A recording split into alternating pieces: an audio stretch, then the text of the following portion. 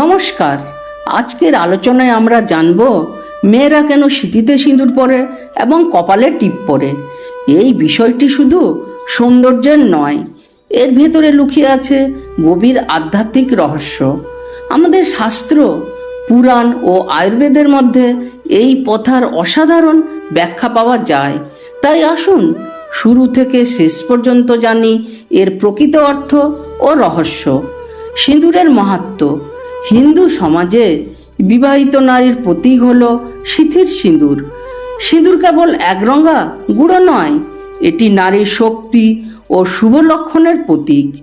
লাল রঙকে হিন্দু ধর্মে শক্তি, প্রেম ও দীর্ঘায়ু প্রতীক হিসাবে ধরা হয়।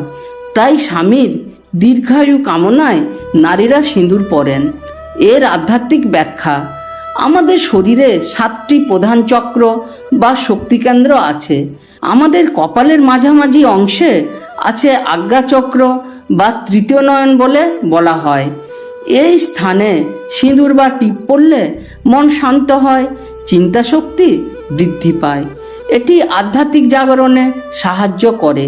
শাস্ত্রীয় উল্লেখ। কন্দ পুরাণে বলা হয়েছে, সিঁদুর পরিহিতা স্ত্রী সর্বদা মঙ্গলময়ী হয়। অর্থাৎ সিঁদুর হলো নারীর মঙ্গল, স্বামীর দীর্ঘজীবন এবং পরিবারের সমৃদ্ধি নির্দেশ করে।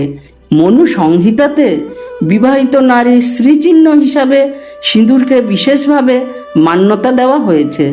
তাই প্রাচীনকাল থেকেই এই প্রথা চলে আসছে। বৈজ্ঞানিক কারণ।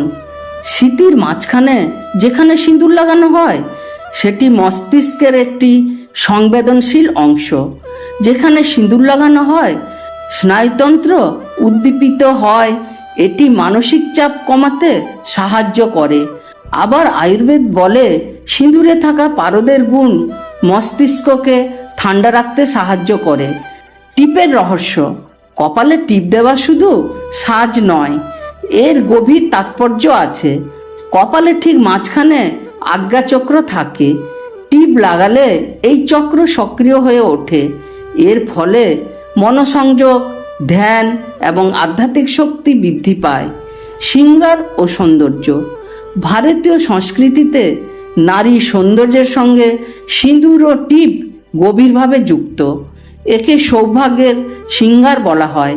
একজন নারী যখন সিঁদুর পরেন তখন তার আভা আরও উজ্জ্বল হয়ে ওঠে।